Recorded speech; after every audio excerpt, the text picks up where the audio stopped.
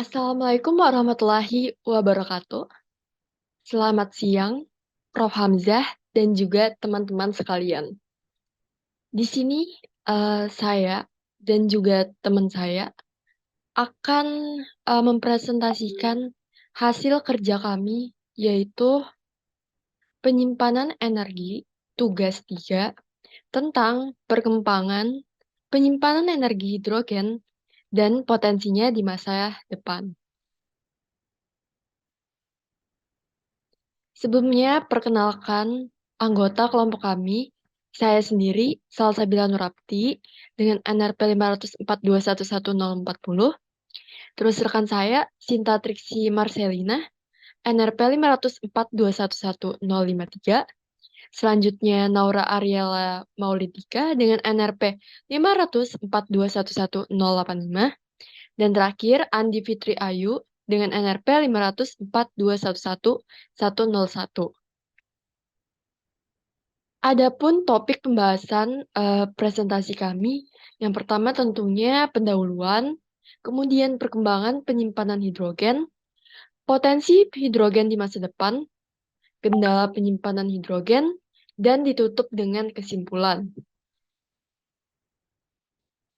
Baik, saya Salsa akan menjelaskan pendahuluan, yaitu latar belakang masalah dari presentasi kami. Jadi, kebutuhan akan energi eh, tentunya terus bertambah seiring bertambahnya populasi manusia di seluruh dunia. Tidak dapat dipungkiri bahwa energi itu selalu dibutuhkan, selalu diperlukan agar manusia dapat menjalankan berbagai aktivitasnya. Kan tetapi energi yang saat ini kita pakai berupa energi tidak terbarukan seperti minyak bumi, gas alam, batu bara, tentunya keberadaannya semakin menipis. Diproyeksikan konsumsi energi maksimum itu mencapai titik maksimumnya pada tahun 2035. Tentunya ketergantungan ini harus segera dialihkan ke bahan bakar fosil yang tentunya murah, bersih, ramah lingkungan, dan berkelanjutan. Diperlukan suatu inovasi penyimpanan energi berkelanjutan dan lebih ramah lingkungan, yaitu di sini kami membahas penyimpanan hidrogen. Mengapa? Karena hidrogen ini merupakan kandidat ideal yang dapat mengatasi permasalahan global, karena memiliki keunggulan seperti ramah lingkungan dan ketersediaannya di alam yang melimpah. Kenapa dikatakan ramah lingkungan? Karena dia menghasilkan eh, sisa pembakaran berupa air. Hidrogen ini dapat disimpan dalam bentuk gas, cair, padat, dan bertekanan. Akan tetapi, masih diperlukan pengkajian lebih lanjut terkait penyimpanan hidrogen seperti bahan tabung penyimpanannya itu seperti apa. Karena sampai sekarang masih terdapat beberapa kelemahan dan kendala dalam pengaplikasiannya. Adapun dalam presentasi literatur review ini akan membahas penyimpanan hidrogen dari perkembangannya dan potensinya di masa yang akan datang untuk mengetahui perkembangan penyimpanan energi hidrogen dalam 20 tahun terakhir, potensi penyimpanan energinya di masa depan, serta kendala pengaplikasian penyimpanan energi hidrogen sendiri. Baik, perkenalkan saya Naura Rela Politika dengan NRP akhir 85. Di sini saya akan menjelaskan mengenai perkembangan material hidrogen. Yang pertama terdapat mineral hidrid atau hidrida logam, di mana hidrida logam adalah senyawa yang mengandung logam dan juga hidrogen, seperti magnesium hidrida. Nah, magnesium hidrida ini merupakan bahan yang menarik untuk penyimpanan hidrogen karena kelimpahan dan harganya yang terjangkau. Dan juga densitasnya yaitu 1,45 gram per cm kubik. Densitas energi bahan bakunya juga 7,6 Wt% dan 13,22 mg per liter. Namun, suhu tinggi, energi tinggi, dan kinetika lambat yang terjadi dalam reaksi hidrida menjadi masalah untuk penyimpanan reversibel. Kriteria pemilihan bahan hidrologam untuk penyimpanan hidrogen dan aplikasi kompresi bergantung pada sejumlah faktor. Pertama, proses pembentukan dan juga dekomposisi hidrida harus reversibel dalam kisaran suhu operasi dan tekanan hidrogen yang spesifik untuk aplikasi. Kedua, bahan harus memiliki kapasitas penyimpanan hidrogen reversibel yang tinggi pada kondisi operasi. Nah, lalu selanjutnya sifat-sifat ini ditentukan oleh karakteristik pressure, composition, temperatur, atau yang disingkat dengan PCT dalam sistem gas hidrogen dengan bahan pembentuk hidrida. Ketika kapasitas reversibel dikaitkan dengan lebar dataran pada isoterm, komposisi tekanan, dan arah proses, atau dehidrogenasi, atau juga pelepasan hidrogen. Ini bergantung pada hubungan antara tekanan hidrogen aktual dan juga tekanan dataran tinggi pada suhu aktual. Maleswararau DKK pada tahun 2022 melakukan sebuah penelitian pada katrit hidrida logam yang digunakan untuk penyimpanan energi hidrogen dan penyimpanan energi termal pada suhu rendah. Dalam penelitiannya, hidrida suhu rendah diteliti secara eksperimental. Nah, hasil yang diperoleh pada penelitian itu menunjukkan karakteristik penyimpanan hidrogen yang sangat baik pada suhu rendah dan juga tekanan sedang.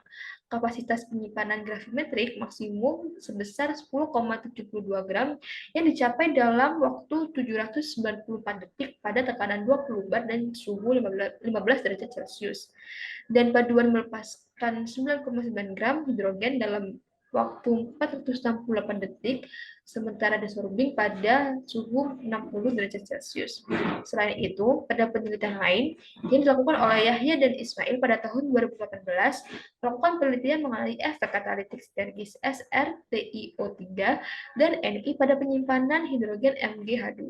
Mereka melaporkan bahwa kapasitas penyimpanan sebesar 6,1 Wt% dalam waktu 1,3 menit pada suhu 320 derajat Celcius dan 27 bar menggunakan komposit Ni. Material selanjutnya yaitu metal borohidrida, di mana anggota spesifik dari borohidrida logam yaitu hidrida nanopori mengandung 17,4% barat hidrogen pada 105 bar dan suhu minus 143 derajat Celcius menurut Lane dan kawan-kawan. Hidrogen terabsorpsi pada molekul dan absorpsi bersifat reversibel, namun tidak ada informasi mengenai kinetika reaksi karena suhu rendah yang terlibat.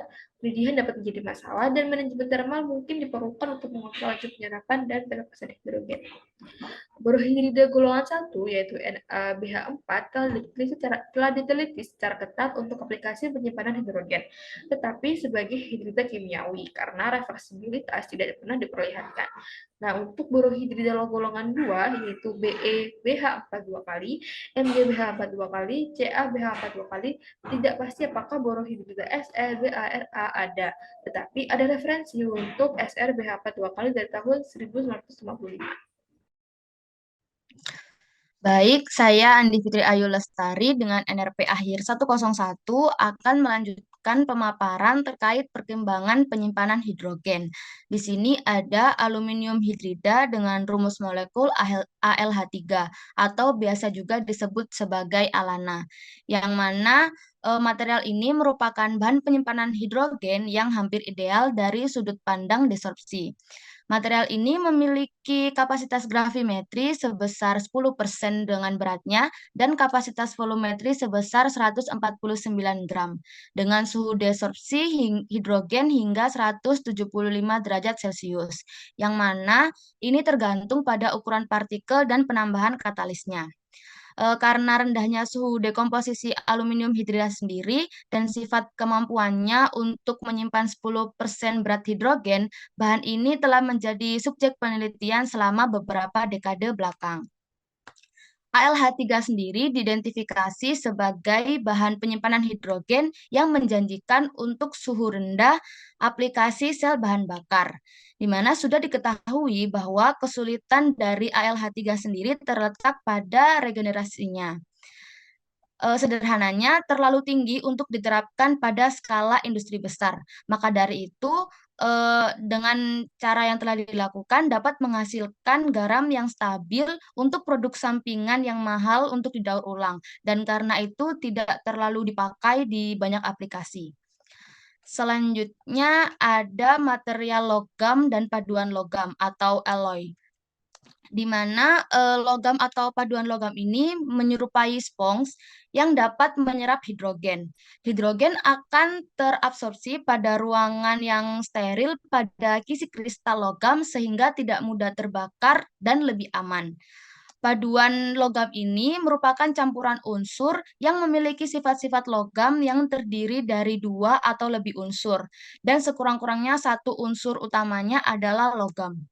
Sistem paduan ini merupakan sistem yang terdiri dari semua paduan yang dapat terbentuk dari beberapa unsur dengan semua macam komposisi yang kemungkinan dapat dibuat. Suatu paduannya dapat berupa susunan yang homogen apabila terdiri dari fase tunggal atau campuran apabila terdiri dari beberapa unsur logam.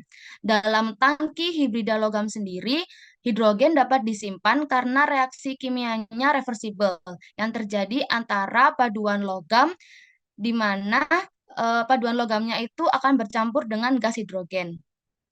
Hidrida logam padatnya bertindak sebagai spons yang mampu menyerap dan melepaskan hidrogen. Untuk mengidentifikasi di bawah kondisi proses mana pemuatan atau pembongkaran hidrogen paling efektif, perlu untuk melakukan pengukuran dan kontrol aliran hidrogen dan tekanan proses secara akurat. Jadi, karena ini pula lingkungan penelitian dan pengembangannya itu dapat dicatat dengan sangat akurat untuk tujuan yang analitis. Saya Sinta Triksi Marcelina akan melanjutkan perkembangan penyimpanan hidrogen bagian liquid hidrogen atau penyimpanan hidrogen cair. Penyimpanan hidrogen cair adalah teknologi yang matang dan merupakan dasar dari jaringan infrastruktur industri yang ada untuk penyimpanan dan pengiriman. Tangki hidrogen cair biasanya tidak dirancang untuk menahan tekanan internal, melainkan untuk menampung cairan kriogenik. Bejana harus diisolasi dengan baik untuk mengurangi perpindahan panas. Perpindahan panas dari lingkungan ke sistem meningkatkan tekanan di dalam tangki karena tangki tidak dirancang untuk menahan tekanan tinggi. Hidrogen dibiarkan keluar melalui katup pelepas yang dapat disebut sebagai boil-off. Karena insulasi termal tidak pernah sempurna, reservoir hidrogen yang tidak terpakai disimpan di lingkungan yang hangat hingga pada akhirnya akan habis dengan sendirinya. Kriteria dari penyimpanan hidrogen cair adalah menurunkan suhunya hingga minus 253 derajat Celcius. Hidrogen cair dapat diterapkan di mana diperlukan densitas energi yang tinggi dan titik didih tidak terlalu menjadi perhatian. Pesawat komersial dapat dipertimbangkan karena memiliki layanan intensif dan pengisian bahan bakar dilakukan di lokasi yang ditentukan. Namun, kepadatan energi volumetrik hidrogen cair hampir 4 kali lebih rendah daripada minyak tanah, bahkan tidak termasuk volume yang diperlukan untuk isolasi. Oleh karena itu, hidrogen cair memiliki jangkauan pendek yang tidak dapat diterima untuk pesawat komersial. Potensi penyimpanan hidrogen di masa depan, yang pertama, penyimpanan hidrogen memiliki kapasitas yang besar. Yang kedua, penyimpanan hidrogen termasuk ramah lingkungan atau dapat disebut sebagai sumber daya alam terbarukan dan produksi terbarukan. Yang ketiga, penyimpanan ini dapat dilakukan dalam jangka panjang karena memiliki densitas hidrogen yang tinggi. Yang keempat, penyimpanan hidrogen dapat diregenerasi karena hidrogen tidak ada sebagai molekul di alam, namun dihasilkan dari konversi bahan sumber tertentu yang mengandung elemen hidrogen, seperti reduksi hidrogen dari biji besi dan produksi bahan bakar syngas atau hidrokarbon dengan reduksi hidrogen CO2.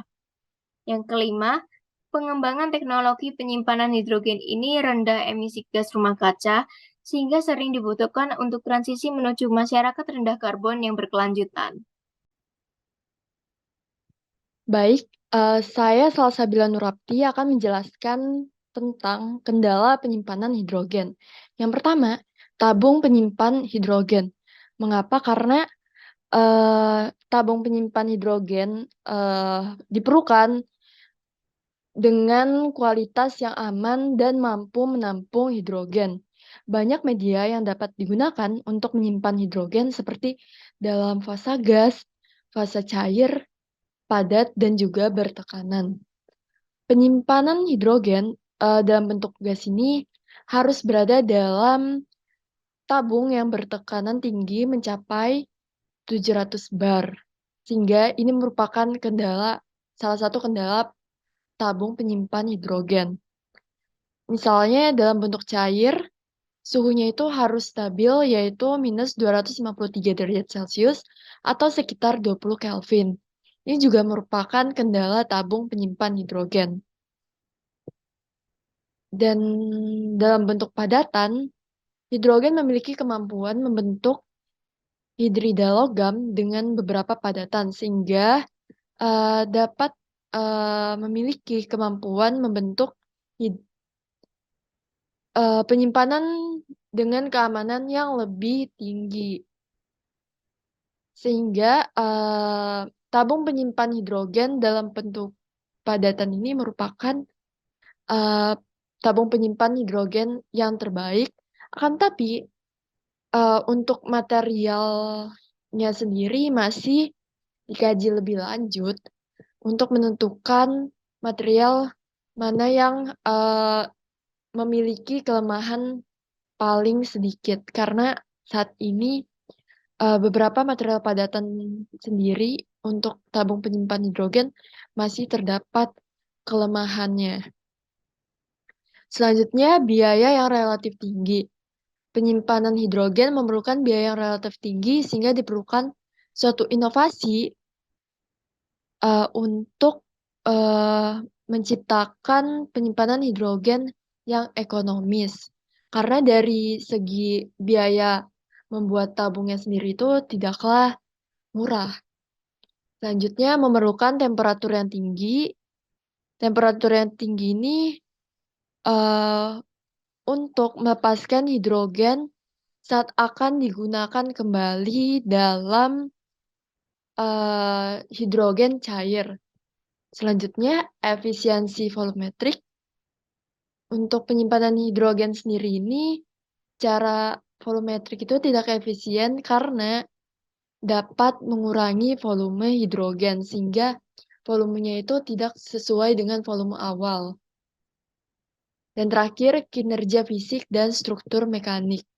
Kinerja fisik dan struktur mekanik diperlukan untuk menciptakan desain penyimpanan hidrogen yang andal serta ekonomis dengan temperatur dan tekanan yang rendah.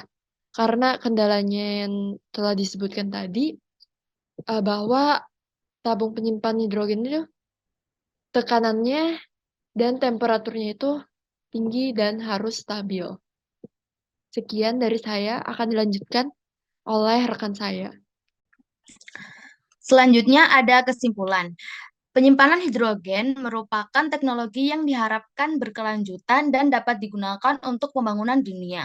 Perkembangan penyimpanan energi hidrogen yaitu ada metal hidrida yang mengandung logam dan hidrogen, metal borohidrida di mana hidrogen terabsorpsi dalam molekul dan sorpsi bersifat reversibel, aluminium hidrida yang sebagai bahan penyimpanan hidrogen yang menjanjikan untuk suhu rendah aplikasi sel bahan bakar, logam dan alloy seperti sponge yang dapat menyerap hidrogen. Dan terakhir ada liquid hidrogen, yaitu penyimpanan hidrogen berbentuk cair. Potensi penyimpanan energi hidrogen yaitu kapasitas penyimpanan yang besar, ramah lingkungan, dan dapat digunakan dalam jangka panjang, dapat beregenerasi, rendah emisi gas rumah kaca, sehingga sering dibutuhkan untuk transisi energi masyarakat rendah karbon yang berkelanjutan.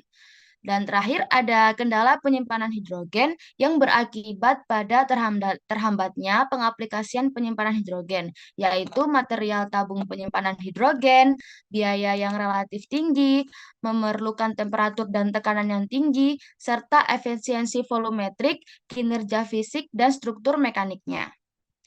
Selanjutnya ada daftar pustaka yang kami gunakan untuk menyusun penelitian.